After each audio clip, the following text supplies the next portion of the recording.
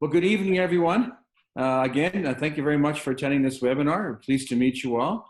I'm going to be talking to you today about how to treat attentional disorders with flashing light. Now that sounds kind of hokey pokey, doesn't it? I remember when I got into flashing lights back in 1984, when I developed a device to help a performing arts instructor at the University of Alberta. He had heard of this technique and he wanted to use it for hypnotic induction to help the students overcome stage fright. To me, it seemed like a pretty silly, far-fetched concept. And I was working at the time in dentistry doing TMJ research, so people would know jaw pain and making splints for them and stuff like this. And I built a research lab. And yeah, we had quite a few clients or quite a few patients who clearly had emotional TMJ. It wasn't dental, and no matter how many splints we made, we were not going to get them better. So then I started putting our patients on flashing lights, light and sound, and surprisingly, I took patients who had chronic pain for 10 years and had them pain-free in 10 to 15 minutes. So then I got excited about flashing lights, and then I've been pursuing it ever since. And it turned out that what I thought might have been a bit of a new age scam actually has scientific validity to it. So I'm going to show you a few things about it. This is really condensed down. This is normally a 2-day course, and I'm knocking 3/4 of my slides out so we can squeeze it into the next 30 minutes. So let's get into a little bit about the physiology of audio-visual entrainment. That's AVE. And that's flashing lights in the eyes at certain frequencies in the brainwave range. And the same thing with sounds, bup, bup, bup, bup, bup, kind of sounds in the ears. And again, at a brainwave range. So we're going to get into that and talk about it a little bit, just for 10 minutes or so. Then we're going to get on to all the stuff regarding ADD and ADHD and so on. So what happens when you take a light and then you strobe it? And this here would show different frequencies of light and also different colors. Well, believe it or not, the concept of flickering lights driving brainwaves was discovered in 1934 by Adrian and Matthews. And since then, there have just been thousands of studies looking at brainwave stimulation, flashing lights in, brainwaves out, and things like this. It wasn't until the 50s that they started looking more at the subjective and cognitive effects of brainwave stimulation, which we're going to go through very quickly. But these are some of the studies that have been done over the years. ADD, TMJ, pain, hypnosis, heart rate variability. It works extremely well for PTSD and trauma and for calming, and we use it for heart rate variability all the time. Used for ADD, putting people into sort of like meditative trances, for seasonal affective disorder, treating fear, and so on. Concentration, memory in college students, worry in college students. We have several senior studies as well showing that we can actually reverse cognitive decline. And in one study, we've got a complete rehabilitation of a lady with Alzheimer's. So we're hoping to do some more research on that in the future. But here I was with my wife back in 1984 when I had hair. And probably the business is what partly made me lose it all. But, and maybe some genetics since I do have bald uncles. The big device you see here is the first one that I built for the performing arts instructor. And then we've made all kinds of devices since then and miniaturized them and so on. Some things about flashing lights that have taken me 30 years to accumulate. You can adjust brainwaves, because that's been known for a long time that you can drive brainwaves up and down. And it's been known for quite a while too that you can put people in hypnotic trances or deep states of sort of meditation. You can calm down the nervous system extremely fast, which is why it's used a lot for triage in people who are having panic attacks. You can settle them down very quickly. It increases cerebral blood flow, and so many disorders, including ADD and ADHD, are hypoperfusion or low levels of cerebral blood flow. But other things, that, especially when you look at concussions and things like this, where lactate and ATP, adenosine triphosphate, in the brain shut down following what they call reactive gliosis, which is an inflammation period that the brain often goes into following viral infections or bacterial infections and concussions. And this shutdown of lactate and ATP are energy systems for the whole body, not just the brain. And they shut down. Neurotransmitters get really shut down, especially good ones like serotonin and endorphins during stress. And glia, which are supportive cells in the brain, often shut down as well from stress, which entrainment drives up. We're going to kind of skip that section though. And heat shock protein is something that entrainment drives up as well. And that too is an anti-inflammatory that is good for the brain. And so flashing lights do all these things you just wouldn't have thought so. So what is the difference though between entrainment and stimulation? Watching TV is audio-visual stimulation, and odds are clinically it's not going to help us a whole lot. If anything, especially if you're watching politics or some news and things, you can actually get quite stressed out from it. So entrainment is where you have a pretty steady pulsing flashing of lights or sounds. You can even do tapping of hands or things like this and get entrainment from that too, where the brain waves will follow the frequency of the stimulus. We've also found over the years that if we randomize it a little bit, it actually makes it quite a bit more effective. So we do randomize our flashing lights and sounds by up to plus minus 1 hertz. So that would mean if we were flashing an alpha at 10 flashes per second, we would bounce around actually between 9 and 11. It's actually more effective than just sitting at 10. Entrainment drives the thalamus. The thalamus is our sensory gatekeeper. All of our senses except smell route through the thalamus, and the thalamus is innervated to the whole cortex, the whole brain. So if we pulse the thalamus, it will pulse the brain. And we do that with auditory. Well, we'll skip that. I didn't mean to have that slide in there. So here's a study here by Lubar and Frederick showing that photic stimulation or photic entrainment, PE here, increased brainwave activity by almost 50% on the top of the head when they were using 18.5 hertz, which is kind of in the beta band. Auditory entrainment increases by 21. That was eyes closed, and eyes open auditory entrainment increases by 27%. So that's an example of driving up brainwaves. This here too is another way of looking at brainwaves. Now, here's my little arrow. Good, it works. So these are your delta brainwaves, your theta brainwaves, and here getting into the alpha band. What they call sensory motor rhythm band or low beta, relaxed attention is in here, active attention, and so on. And here we're flashing the lights at 8 hertz. Right here, and you can see there's a very strong component of driving the brainwaves at 8 hertz. Because we were not using a pure sine wave, and I'm not going to get into all that, we made a second harmonic at 16 a little bit down here. Well, I should be able to use a marker, shouldn't I? Wonder what would happen if I used a marker. Just make a mess of my screen? Well, we'll find out maybe in a bit. Whoops. So here's another example of someone who's really deficient in this frequency band right here. And you will often see this band, this is more of the sensory motor rhythm area band. You'll see often low levels of activity there in ADHD kids who are hyperactive. And this is with entrainment, and you can see here within a half an hour, all of that activity that was deficient now is filled in when we gave them those frequencies that they needed. Other things have shown that entrainment in the theta band can improve memory.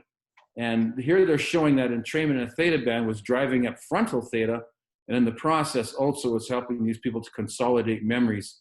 And when they gave them white noise, their memory recall and false recalls were not nearly as good as when they gave them 5.5 hertz at theta. Theta has been linked to memory consolidation. Something else about entrainment which is really fascinating, flashing lights inhibit the half frequency of stimulation. This is an ADHD boy who has high theta in his brain at 7 hertz roughly, which is very typical of ADHD kids. Also dementia will have high 7 hertz. Gave them 14 hertz stimulation, so twice the frequency, and it immediately squashed all that bad activity that was in the brain.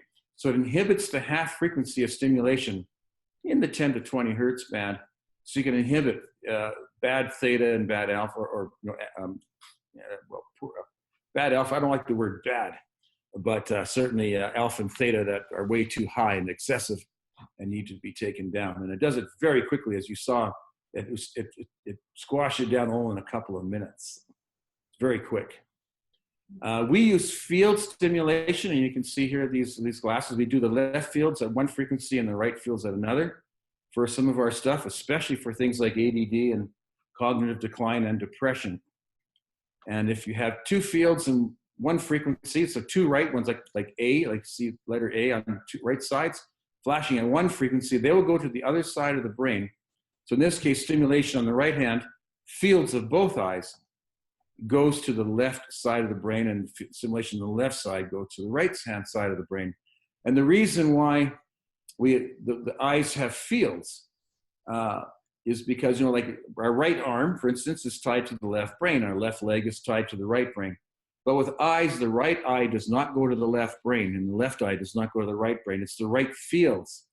And the reason why is because the left hemisphere and the right hemisphere of the brain process information very differently. And it's important that what we see gets processed by both hemispheres. So this allows us to lose an eye, and the information we see in the other eye will still go to both hemispheres. And that's why fields, well, you can stimulate fields that nicely. Now here is something that we call dissociation and restabilization. The person has all this clutter in their mind, and you flash the lights and they get calmer and calmer and calmer until finally they're in a deep trance. And they get extremely calm when they're in that trance. So it's used a lot for trauma, post-traumatic stress disorder. It's used a fair bit in the military, police, and so on. I'm going to skip this one. But here's a study showing, this is way back way back into the 60s or 50s, showing that entrainment puts people in deep hypnotic trances. And in those days, they were doing a lot of hypnosis work with flashing lights. They could trance people very fast. You could shut down a racy head very quickly. Now here's an example here of that exact thing. These people here get a lot of anxiety when they kind of lose control of what's going on in their life. So they put them on entrainment. These guys have dissociative anxiety. And when their dissociation doubled, and their anxiety doubled, but their heart rate still slowed down. Normally, if your anxiety goes up, your heart rate goes up. And in this case, it actually went down. And they were able to show that there was still a relaxing effect, even if people felt anxious. Now, the hypothalamus is an important player in the brain. It regulates all of our body functions, everything. And it's also involved in the flight or fight response. And so many people nowadays are under stress, financial worries, work pressure, driving in heavy traffic, stuff on the news. We're just getting bombarded with stress-evoking stimuli constantly. And it's very difficult for us to stay calm. Well, entrainment seems to break this loop. So basically, stress activates, it's called the hypothalamic pituitary adrenal axis. And eventually it gets to the hypothalamus, through the pituitary, it activates the adrenals, and then we have cortisol release, and we have adrenaline flying in our body, and so on. And that just exhausts us. It's been well shown, in amongst elite athletes, like Olympic athletes and so on. If they start to fatigue their adrenals, they don't win competitions. And that applies to all of us in life. Work gets hard, family, social interactions, dealing with our children gets difficult when our adrenals are fatigued. And entrainment seems to break that pattern extremely fast. Here's an example of this. This person has very cold fingers from stress. Put them on a session in the alpha band, and at about 6 minutes, when they start to drift off into this sort of meditative trance, the fingers get extremely warm. The arteries relax and they get warm. This is with the skin conductance. Normally when we're stressed, we get sweaty. And this shows how quickly all that sweat activity settles down. This is tension in muscle tension. And this is a forearm of a golfer who gets stressed all the time and he can't golf well. Put him on entrainment, and that tension in his arm disappears very quickly. Entrainment drives up cerebral blood flow. And fascinatingly, it drives it right up in the 7 to 8 hertz range mostly. And that is also where ADHD and cognitive decline and dementia, those are the frequency bands that their brains are often making now because they've slowed down and there's a lack of cerebral blood flow in the brain. And entrainment in that frequency band, I mean, across the board, it drives up blood flow, but it really drives it in that lower alpha range. And I'll show you what that means. Here's a girl here who is dropping out of university. And we see right here at 7 and 8 hertz, which is very slow activity. She has ADHD, maybe fibromyalgia. She can't read 2 paragraphs because her brain is so slow. She should be at 10. That's where she should be. That's normal alpha at 10, and she's very, very slow. And she tries to study till about 3 o'clock in the morning, and then she falls asleep, gets up at 7 and starts again. And she's exhausted and she can't read 2 paragraphs, maybe 2 paragraphs. When we did this test, that's about as far as she got before she couldn't focus anymore. Put her on entrainment at the exact same frequencies that technically she should not have from a frequency model, but from a blood flow model, it was an excellent place to put her. And you can see what we did here. We drove all that bad activity right down. Even though we gave her sort of technically what she should not have from a frequency model. So neurofeedback people always struggle with this because they always work on a frequency model and not a blood flow model. And they don't realize just how well it can work. Now, this is flight or fight. This is where so many of us are these days. When we get into flight or fight, the first thing that happens is serotonin crashes. Because we feel relaxed and nice with serotonin. Serotonin drives up alpha waves. And with alpha waves, we're a lot more relaxed. We sleep better, fall asleep easy. We're relaxed. We just look good. You know, we feel muscles are relaxed. All those things we saw with muscle and sweat activity and cold fingers all gets nice and normal and calm when our alpha activity is high. And serotonin regulates that to a fair degree. This is flight or fight. And this could be as simple as reading a phone bill. Or kids getting trouble at school, or someone scaring you in traffic, or just being scared for whatever reasons.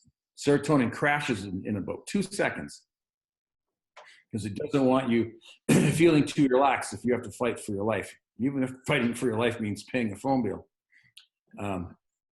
or who's getting elected in an election and things like this. And when that happens, norepinephrine goes up, and that's brain's adrenaline. And that's the brain trying to make us really aggressive to some degree and tough and ready and alert and sharp. And this is a great place to be if you're being threatened, but it's not a good place to be for weeks and months on end. It's a very bad place to be. And it will exhaust our adrenals. Entrainment, and this is a cerebral spinal fluid study done by Sheely. Showed that with entrainment, and they were using 10 hertz here. Now, this was done in Chicago in winter, and of course, with seasonal affective disorder, melatonin levels are typically higher in people in the wintertime, especially in Chicago, where it's overcast a lot and short days. And so they looked at daytime levels of melatonin, and they dropped 6%, but endorphins went up. Endorphins are tied to feeling calm and relaxed, and also pain sensitivity. And endorphins went up 23%. Norepinephrine went up 18%. So instead of norepinephrine going up a few 100%, which it does in a flight or fight response, it just went up mildly, 18%. Well, if your serotonin goes up somewhat and your adrenaline goes up a little bit, you feel safe and happy, but excited. I call this the Christmas brain. It could be happy birthday brain. It could be going to the conference brain. You're excited. You haven't seen people. Hi, how are you? Everybody's giving each other big hugs and talking and having a wonderful time when they feel safe, but also excited. And entrainment does that neurotransmitter signature. Now, this is something that's really important because we work with a lot of concussion. And people with concussion have low lactate levels, which is tied to not only poor performance of the brain, but it's also tied to panic attacks and things like this. Entrainment drives up lactate production 260% just in a few minutes. Very, very powerful. And it also, in the process of lactate being driven up, it also puts up some norepinephrine to the brain to help us be sharper Again, not big amounts like flight or fight, just enough to make us really sharp and on the ball. My norepinephrine will be up right now just talking to you, but it's up in a good way. I'm not panicking. I've done this a lot of times. But when I first started doing this 30 years ago, I would be panicking, and I'd have much higher norepinephrine levels and much lower serotonin levels. And so now I'm pretty good. So anyway, entrainment appears to relax the mind, yet stimulate the actual and supporting structures of the brain itself. And that's some of the things that are fascinating about entrainment. Excuse me. So I'm going to end this show. Now I'm going to pop into the stuff on ADD and so on. Not panicking yet. There you go. There's one way to have fun and keep your serotonin levels high. Have fun. Some things about ADD and ADHD, especially ADHD, they're distractible, they're impulsive, they're hyperactive.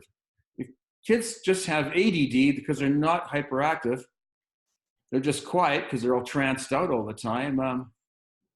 Teachers will pass them from one year to the next. They may only pass with a C, but they'll kind of slough them off.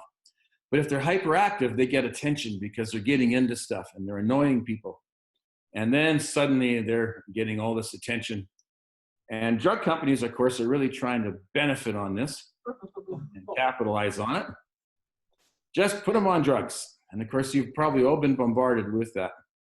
Now, there's a lot of stuff to say about ADD and so on that I'm not going to get into because we don't have time. But one of the things is ADD or ADHD is caused by all kinds of things. There's high levels of ADHD in cities with fluoride. And that's because fluoride blocks iodine absorption to the thyroid. And most of us are iodine deficient anyway. So if you add fluoride to the water, there's a higher percentage of learning disabilities and ADHD in those cities. So you should have your kids on supplements of iodine for sure. I carry a liquid iodine that is very powerful, and I use it 3 times a week and keeps me exceptionally sharp. So you can have causes that appear to be ADHD. Again, ADHD is a behavior, and there's not necessarily a brain signature tied to it, although the neurofeedback community have always said, well, it's typically high theta, low SMR, low sensory motor rhythm over the motor strip. And there's truth to that, but being a low thyroid, stress and anxiety, vitamin D deficiency, and other vitamin deficiencies can cause that exact signature.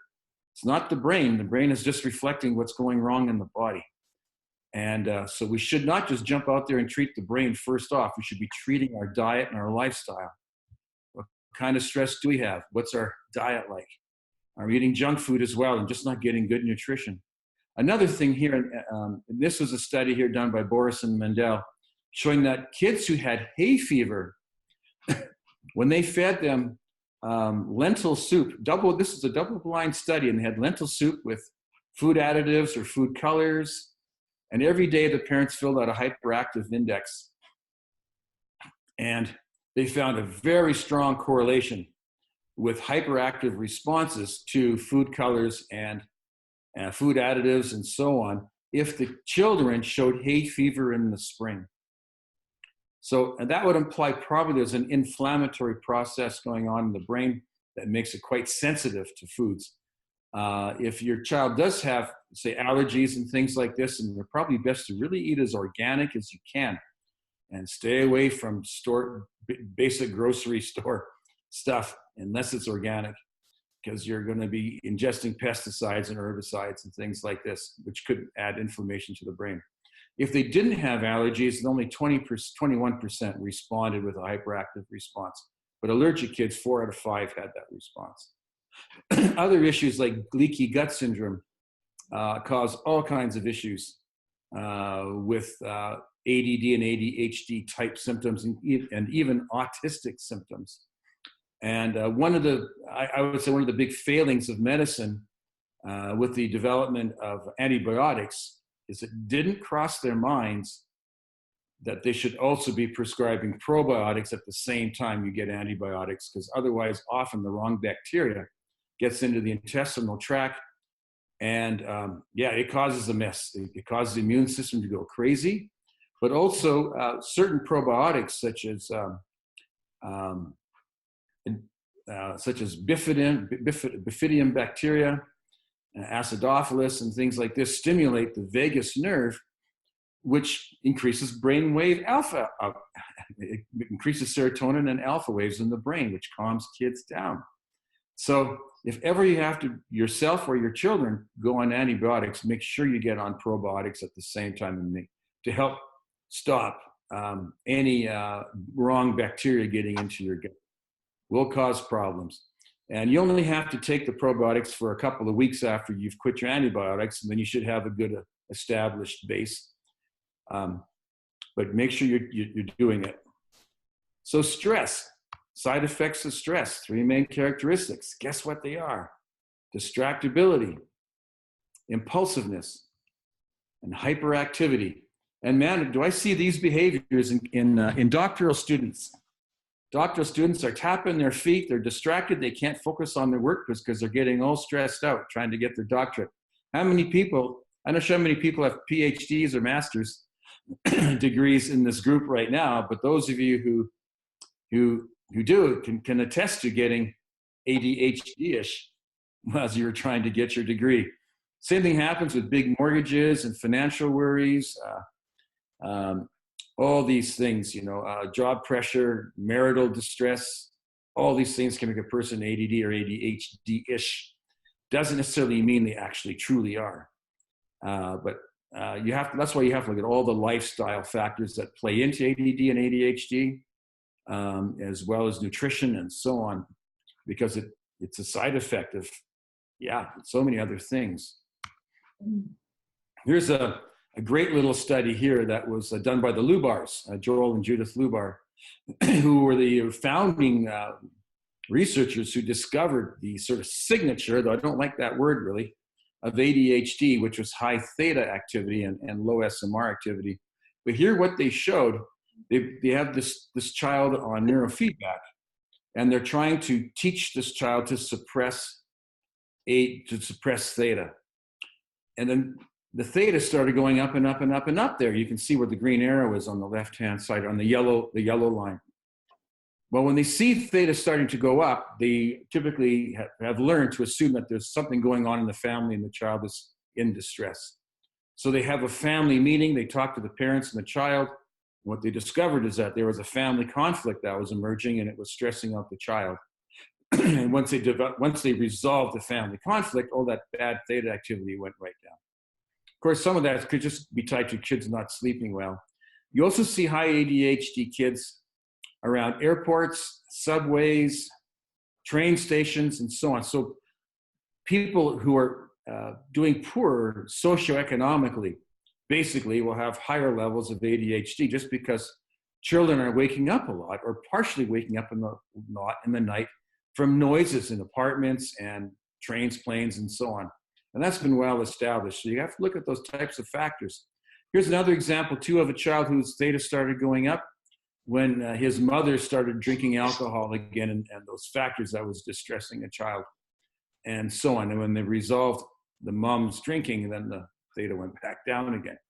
So there's lots of ways you can have ADHD behavior without actually having a true ADHD signature that is actually caused by the brain.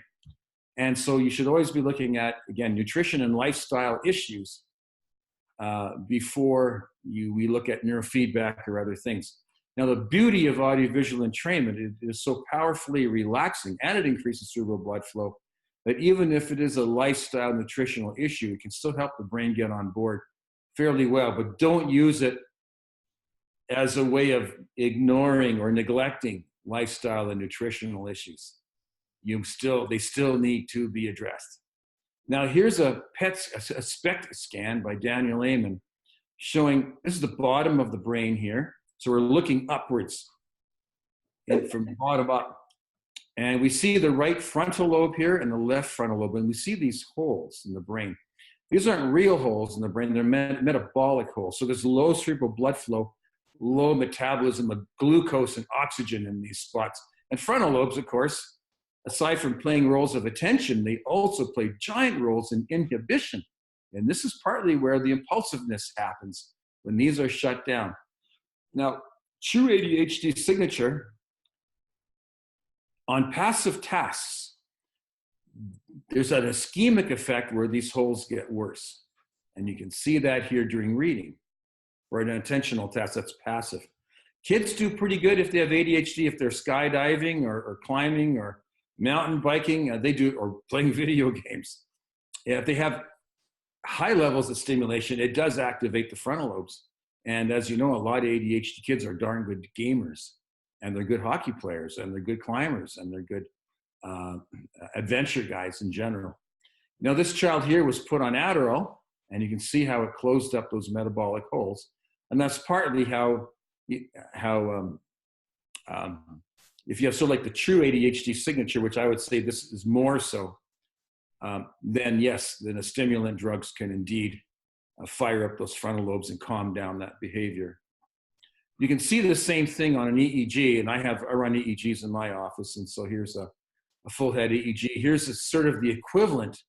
You see these alpha, theta, alpha hotspots. That would be the brain shutting down during this attention task.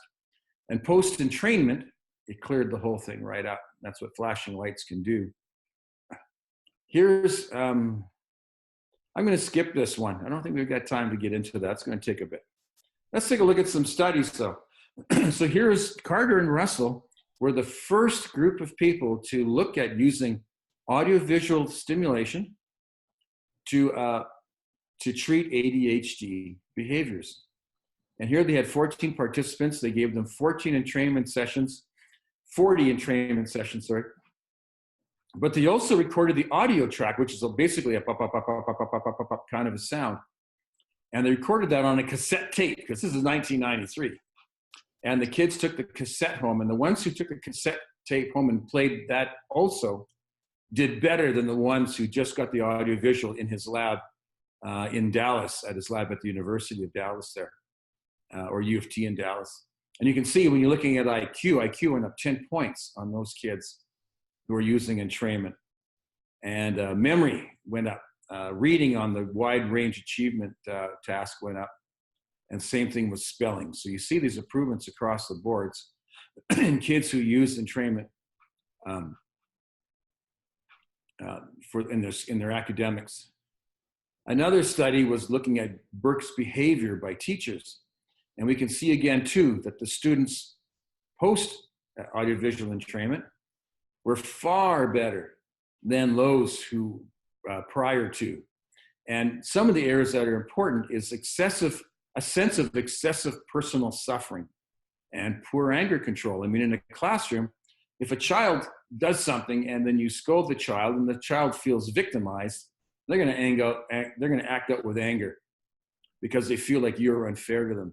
But if they can reason and you sit them down or you ground them or you discipline them somehow, and they can reason, then they're not victimized. They go, yeah, okay, I was wrong. I realized I was wrong and I shouldn't have done that.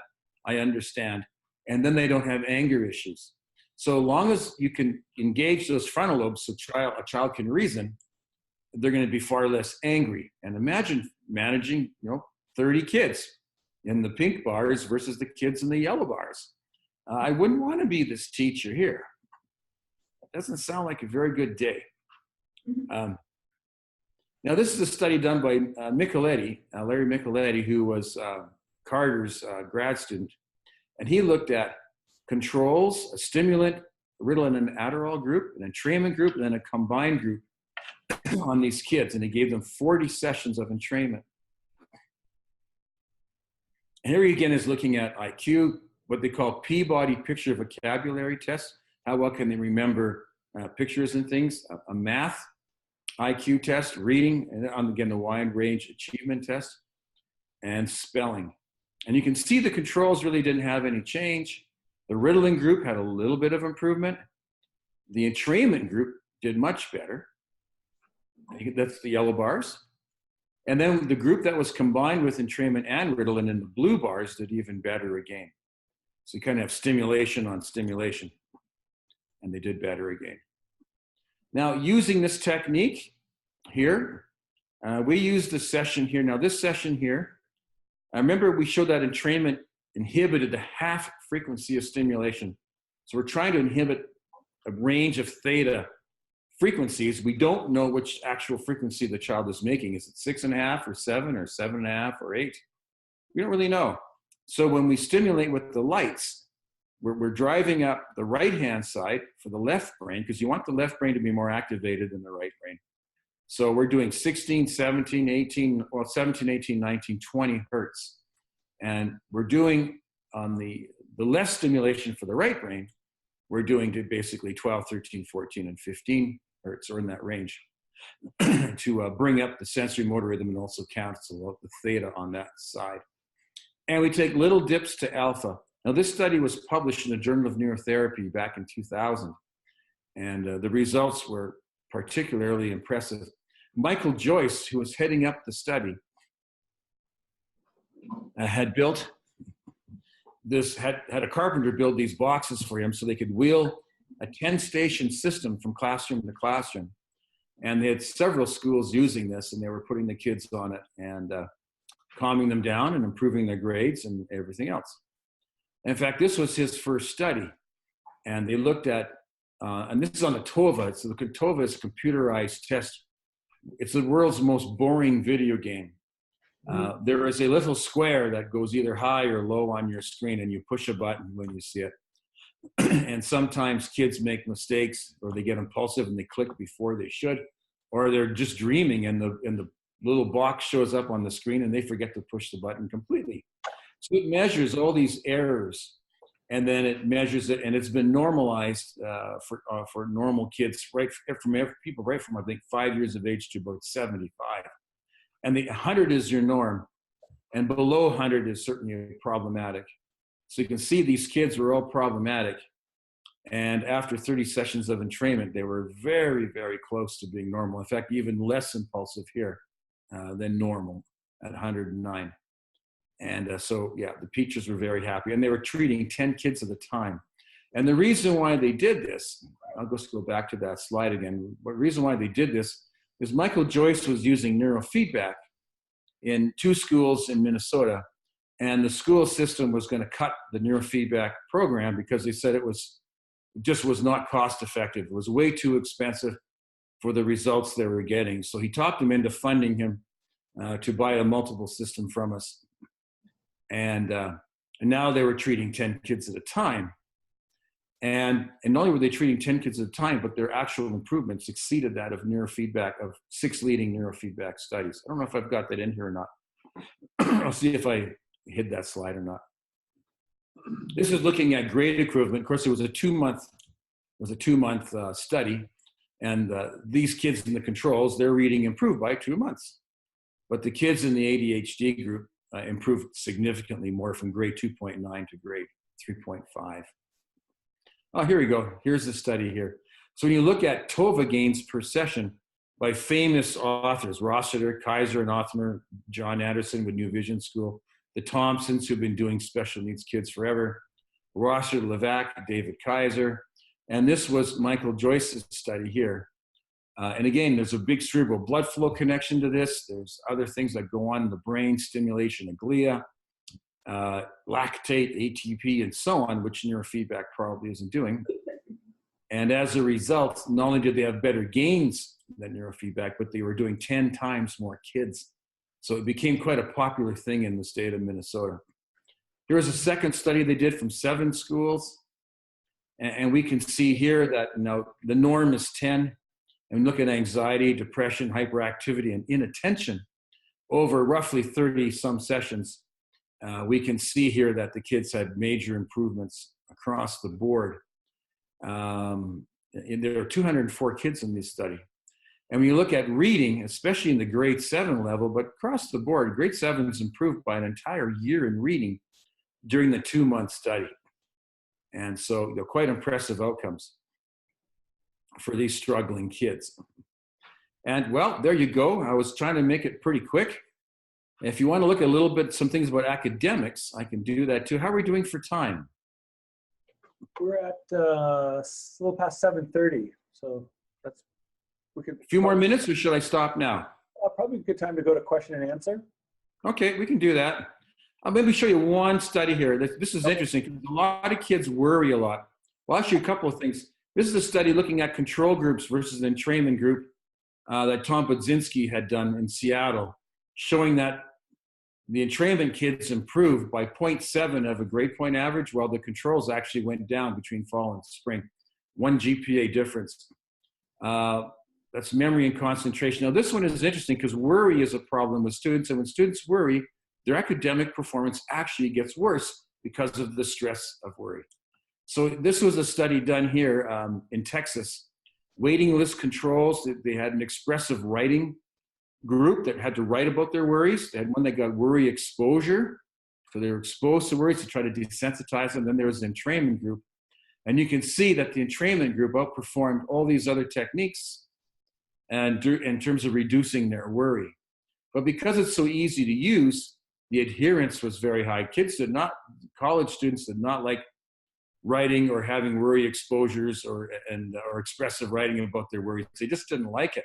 And it was time consuming and it was distressing in itself. The entrainment group had the highest adherence and also the fewest dropouts. So it just goes to show if it's easy and effective, people get on board with it and you do very well. So I just wanted to kind of address that little worry component since many of you will also have kids who are in high school or college or junior high and you like them to be happier and more relaxed and have better grades. So anyway, okay, there we go. Questions? Yes, please give me some questions. Go ahead. Dave may or may not be able to hear you. The mic isn't great, so if you have a question, say it loud, and if he gets it, great. If not, I'll repeat it to him. So these things that you come here to get are something you check out and take home and use over a period of time? How does that work? Sure. Okay. Did you hear that question, Dave? No. Nope. Okay. So just as well, it's probably a question more for me than for you. It was about how to access the device, if it has to be clinical or at home. So I'll address this one. So we do in-clinic sessions with the audiovisual entrainment. We rent them. We do rent to own, or you can buy it, or you can buy it directly from Dave's got his company name up there. We sell it at the same price that Dave does. So they're available for sale, for rent. We like the rent to own program. It allows people to take it home, try it, live with it for a week or two. If you like it, what we tell people is just keep renting it until you own it. And it's nice and simple. How often do you need to use it to make it effective? Okay, so Dave, that question was, how often do you need to use it to make it effective? I'll give Okay. Yes, and by the way, I would prefer that you all buy from your local clinician. Okay. Not from me, because you're going to have other things that you need to address and so on. So that's why I kind of took it off the Mind Alive page. I didn't want people phoning me. I want them to go to you. And that's important. So how often do you use it? We like them to use it. The best way for kids to use this is for the parents to put it on them while they're still asleep in the morning. Because then they wake up, they're compliant, they brush their teeth, they have their breakfast, they get dressed, and out the door they go with no fighting. Most of the time, it works extremely well for that.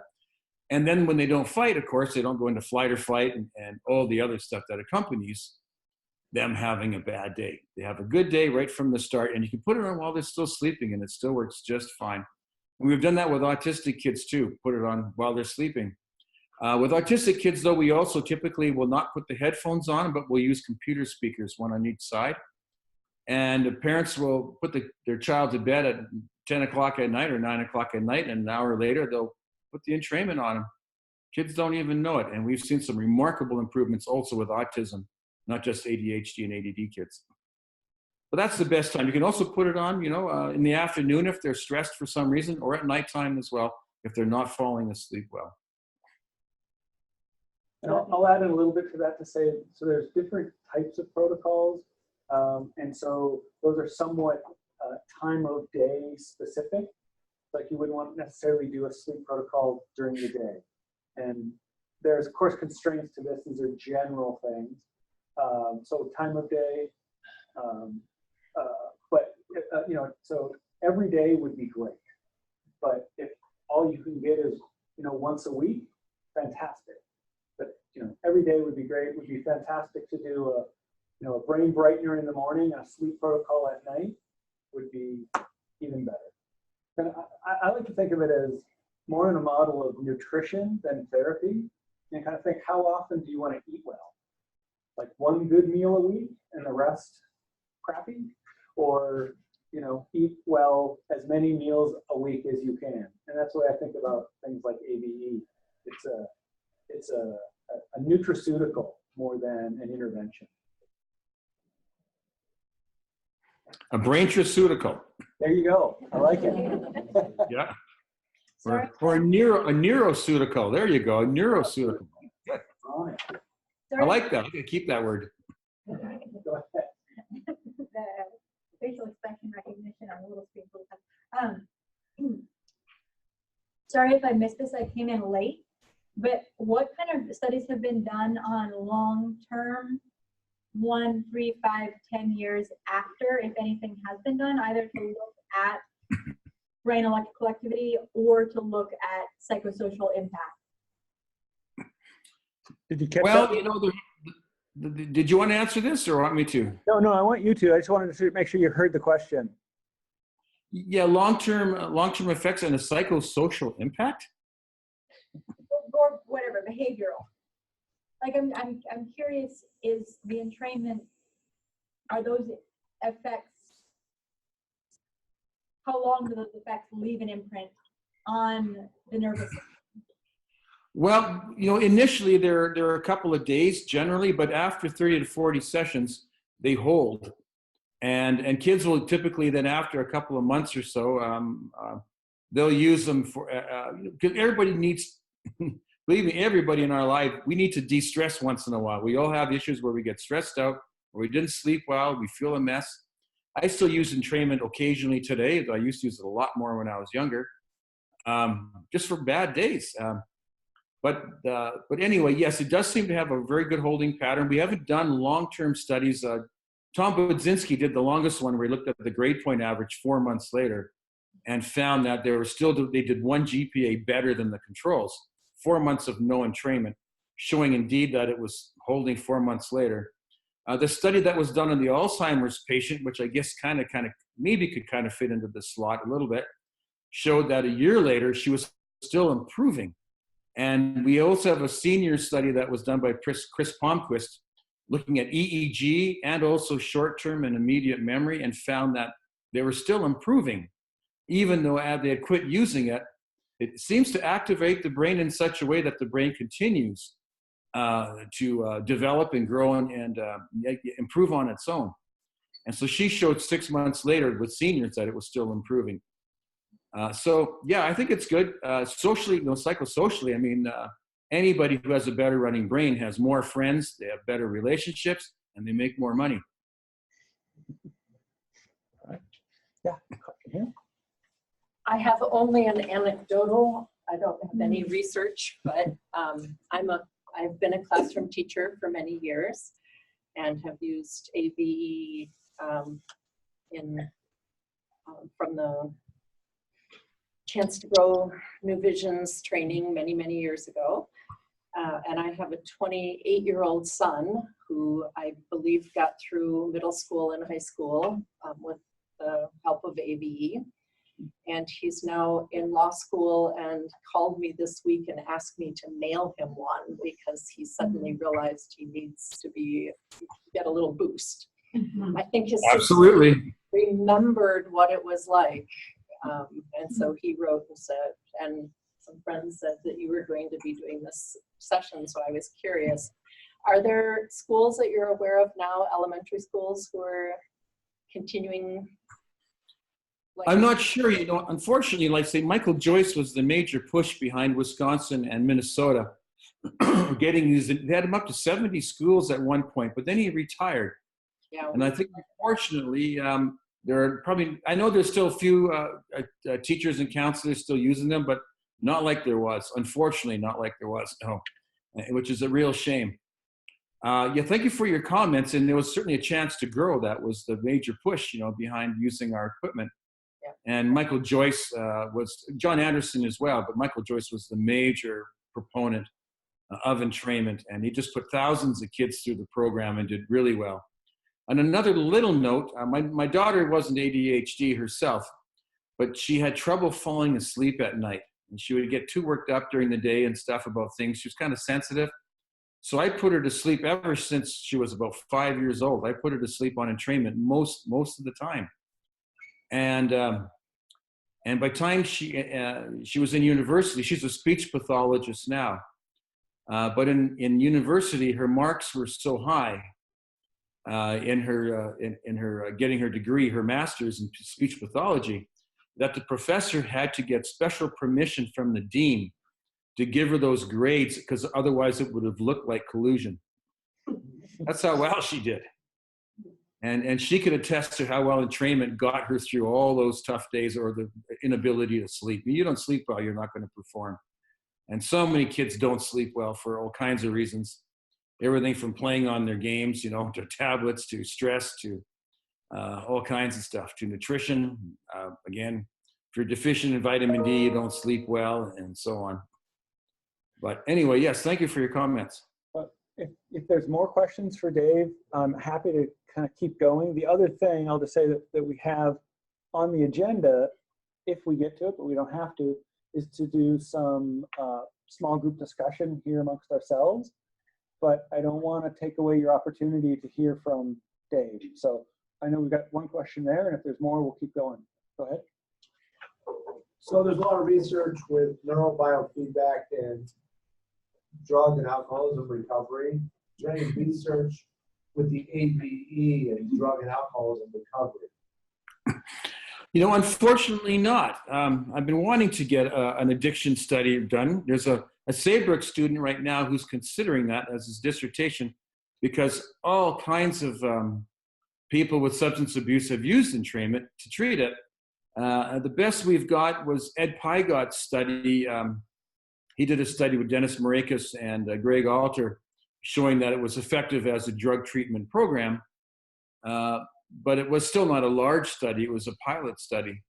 And I'd love to see a much larger study come through with this. Because, yeah, it does really calm a person down, especially people who are taking relaxant type drugs. Makes a big difference. Can anyone else comment on that? Can you comment on that, Guy? I don't have anything to add. You covered what I would have said. Yeah. Okay. Okay. Other questions percolating? Yeah. Go ahead, please. I know you kind of addressed its effects on people who've had PTSD, trauma, and then you also mentioned people like children from poor demographics. Has there been any research that specifically deals with like PTSD or trauma from abuse, domestic violence, things like that? No, still there's not enough. David Trudeau did a study on PTSD in Vietnam and Korea war vets. He did it out of Minneapolis. Had very good results. It was a pilot study. He also did QEEGs and showed significant improvements of the QEEGs or in the brainwave activity. Right now, we're selling for about the last 6 or 7 years, maybe 8 years, we've been selling 30 to 40 units a month to the Semper Fi Marine Fund. And they've been getting these to Marines. They've got thousands of units out to Marines right now. There's some clinicians at VA centers that are using them. The problem is that, well, the Semper Fi Fund, of course, aren't collecting data. And politically, the clinicians at the VA centers are very careful, and they're not collecting, I mean, they're collecting all these anecdotes, but they're really not stepping forward because politically, it just isn't fitting in with the medical model that they've got. But we do know there are several thousand people, war vets, Marines especially, who are using it. And I would love to see a study on PTSD. Yeah, that's one of the things we'd love to do. I mean, anecdotally, we know it's working, but we have not yet had someone step up to run a study. I'm trying to get a Saybrook student, again, to do that right now. Saybrook students are quite good at getting on board, partly because I've been teaching a course on entrainment at Saybrook for several years now. And so we've got several students who are interested in doing research with us. If there's another question, I guess so. just ahead of you, he had a question. Yeah, is there a significant difference between the models they had 20 years ago and the current one? Oh, the models. Oh, yeah. Oh, the technology. Yeah, it's improved a lot. Yes, and part of the improvements are the field stimulation, the randomization, which clinically has made a significant difference. In fact, the difference was over a fixed frequency. The difference was quite significant. I just actually today sent off my final edits for a patent on that because it was the improvements are significant enough that I figured I needed to protect the technology or these innovations. Yeah. Just about Alzheimer's and cognition. You know, there's been actually some studies in mainstream scientific journals about the light flickering and the white noise with Alzheimer's. And V-Light is getting a big study done. And notice some other companies coming out with products for Alzheimer's. So it's interesting to see your research as well, affirming all that. So it'd be exciting to watch it expand. Yeah, well, you know, I think there's more than one cause of Alzheimer's. And the V-Light, of course, is working on stimulating mitochondria, but a lot of people have brain issues, but not mitochondria issues. They have network issues and so on. I have a 90-minute video on YouTube that gets into thalamocortical disconnect. It's a low voltage, no alpha, poor phase condition that we're seeing in a population of people both with concussion and with post-inflammatory viral infections. And they have the same signatures no matter what group. And they exhibit, for behavioral symptoms, they exhibit generalized anxiety, severe sleep disorder, insomnia, and they all show an OCD signature on the EEG, right down the cingulate, mostly a CZ, FZ. And there are hoarders, counters, cutters, ritualists, anorexics, compulsive gamers, and substance abusers. And they're all showing obsessive compulsiveness, every single one, whether it's viral or whether it's concussive. And entrainment so far is the only technology that resolves this, and it does it remarkably well, mostly in about 20 minutes. We'll see them go from flatline, choppy flatline, just terrible EEG, to giant alpha waves in about a 20-minute span. And I think a lot of this has to do with the lactate and ATP that entrainment generates. We can't say for sure, but we know it's working really well. Becky Basham has been treating all kinds of NFL football players who just lost their lives entirely. And she's using entrainment as a form of triage with these guys. Some of them are very suicidal. Some of them are beating their family, they're beating their wives and stuff. And so she's using it as sort of a triage approach and having actually very successful results and basically mimicking the research that we're doing up here. So we're hoping to see a lot more on that. And we believe that the thalamocortical disconnect turns into Alzheimer's because studies on the glymphatic system, which is glial lymphatic system, shows that if astrocytes don't see large delta waves, they will not activate and they will not clean out the day's accumulation of protein from the brain into the lymph system. And so none of these guys with the thalamocortical disconnect can make proper delta at all. And that was the one thing we noted in Leslie Sherlin and Tom Budzinski's study with this early onset Alzheimer's is this lady she was low voltage and no alpha. I do have that study if you want to see it. And say it was one case, but that lady went from shuffling around in a senior's home to walking through downtown Seattle and was completely recovered after using entrainment. So anyway, we hope to see a lot more on that front. Okay, yeah, please. You talk a lot about your studies, but I guess what I don't get from the material, we have one of your units at home and we've been using it, but I don't understand what protocol to use or exactly which program to use for ADHD or excessive anger. And there's so many options in the mood boost and so many options in the brain boost, and I don't know really which one to use, and I find that difficult, and I've tried to look online and stuff for guidance, and I don't really find much, so I was just wondering what your guidance was on that. Well, I have a full page of studies, just article after article after article on our website. I know the studies, but I'm talking about what program to use at home on a daily basis. Yeah, well, all the studies that we show the frequencies that were used. And yeah, the categories are, you don't need to be specific, generally speaking. In the brain brightening category are SMR betas.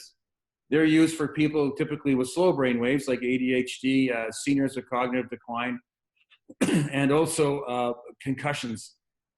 Mood boosters are for depression. And then we have the meditation section, which is, I think, quite self-explanatory. People need to calm down and get more. Those are typically in the alpha band. And then we have a couple of sleep ones as well.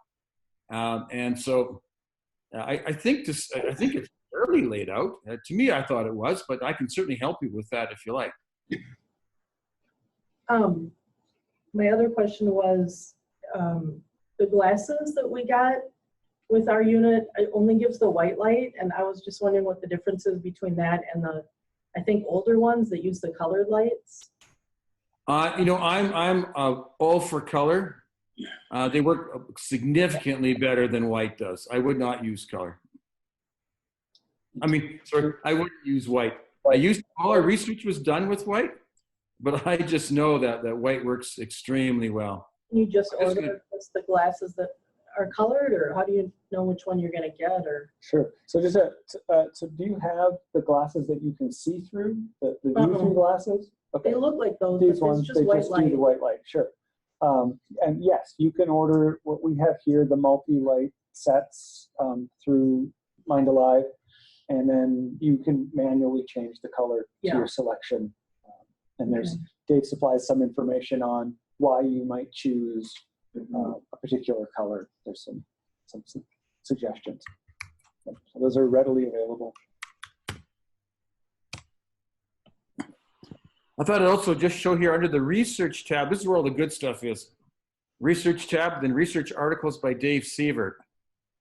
You click on this and we have the physiology of entrainment, stuff on TMJ and dental. That's how I got, of course, my start in all of this. ADHD, stuff on affective disorders, on seniors is Article 6. PTSD, safety and why the stuff is safe. Novel way of boosting grades in college students while cutting stress, as we saw. A good, interesting vitamin D article about how important vitamin D is for brain function. We also have stuff on transcranial DC stim, why binaural beats don't actually work. CES, a combined article that was published in most of these have been published in Biofeedback. This is the one on thalamocortical disconnect.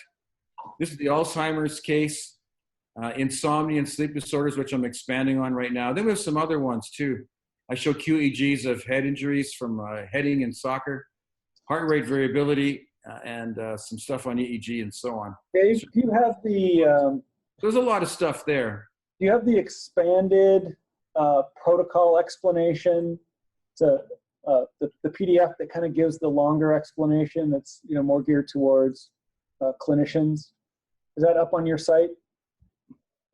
I'm not sure what you mean by the PDF that's more, I mean, all these are geared to clinicians and, but they all cover all these different topics, right? If it's not coming to mind, that's fine. I can get you a copy of it. It might give more insights. It takes what's in the book, but it expands it out by quite a bit and gives you more information and suggestions for conditions that you might use a protocol for. The protocol guide. Yeah, the protocol guide. Yeah, that.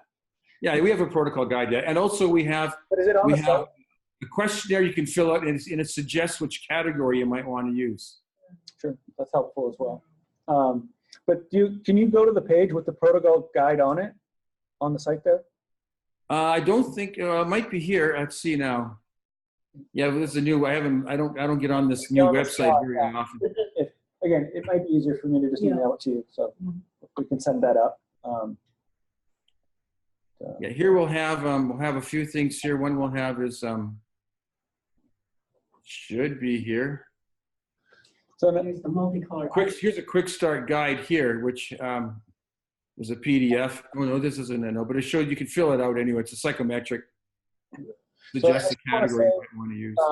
it is 8 o'clock, and we like to run on time. So, Dave, you don't need to leave us, but I do want to kind of make an official break, and then if folks want to stick around, you're welcome to. We've got equipment to demo. As long as Dave wants to stay online, you're certainly welcome to ask him questions. But maybe we could just take a moment and thank Dave for his time. Thank you. Thank you, Dave. You know, Dave has been very busy traveling the world, presenting at different conferences, and so we were fortunate to be able to get an hour of his time when he's between world tours. So we appreciate it, Dave. And then also, again, folks, if you can go ahead and we'll call this the official end, but you're welcome to stick around, mill about, grab some more food on the way out. Here's a personal profile questionnaire as well. You can see it on the screen here. That helps guide you as to what category to use. You can see that? Yes, yeah, thank you.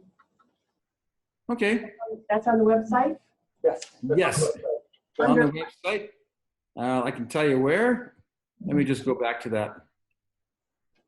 It's under personal profile questionnaire right here. And that was, I think, under solutions, right? No, under operator manuals. Sorry, under operator manuals. He said that I went to mindalive.com. I'm there right now and I don't see it. Could you send a link over? Operator manuals. So you go to products. There you go. At the bottom, it's the operator manuals, and then you'll see it right in there, the top listings. See it? I see. Products, operator manuals, and then personal profile questionnaire. No. Yeah, we built that with the help of a psychologist when we made that.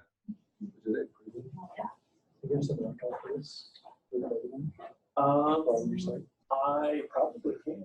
Yeah. Well, if everybody's good, I'm gonna have some dinner now. Yes. Yeah. We should let Dave go back to his family. So, Thank you very much. thank you, Dave. Yeah, thank you very much for attending. I appreciate it. It's an honor to be speaking to you. Thank you.